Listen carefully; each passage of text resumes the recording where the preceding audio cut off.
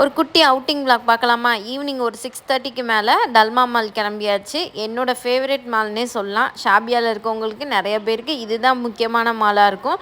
Maths வந்து போக வேண்டியதாக இருந்துச்சு. அங்கே கொஞ்சம் பர்ச்சேஸ்லாம் பண்ணிவிட்டு அங்கேருந்து கிளம்பியாச்சு. ஆல்ரெடி சொல்லியிருந்தோம் அறந்தாங்கி நிஷாக்கா நம்ம வீட்டுக்கு வந்திருந்தாங்கன்னு.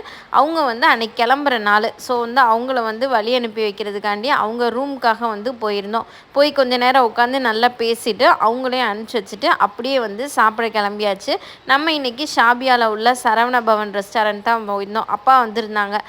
அதனால் நான்வெஜ்லாம் வேணாம், நம்ம நல்ல வெஜ்ஜு சாப்பிட்ணும் அப்படின்ட்டு ஷாபியாவில் உள்ள சரவண பவன் ரெஸ்டாரண்ட் தான் போயிருந்தோம். போனோட்டி ஆர்டர் பண்ணியாச்சு. இட்லி, அப்புறம் தொப்பி தோசை, சோளா பூரி இதெல்லாமே வந்து ஆர்டர் பண்ணியிருந்தோம். எனக்கு எப்போயுமே வெஜ் ரெஸ்டாரண்ட் போனால் ஒரு மினி டிஃபன் ஆர்டர் பண்ணிடுவேன். அதை எனக்கு அப்போ தான் எல்லாமே டேஸ்ட் பண்ண முடியும் அப்படின்னு ஃபைனலாக வந்து ஒரு கோபி 65 போட்டு ஆர்டர் பண்ணியிருந்தோம். அது நார்மலாக ஓகேவாக தான் இருந்துச்சு. ஃபைனலாக ஒரு ஃபில்டர் காஃபி குடிச்சிட்டு கொஞ்சமாக ஸ்வீட்ஸ் எல்லாம் வாங்கிட்டு வீட்டுக்கு கிளம்பியாச்சு. இப்படி தான் இந்த அவுட்டிங் போச்சு.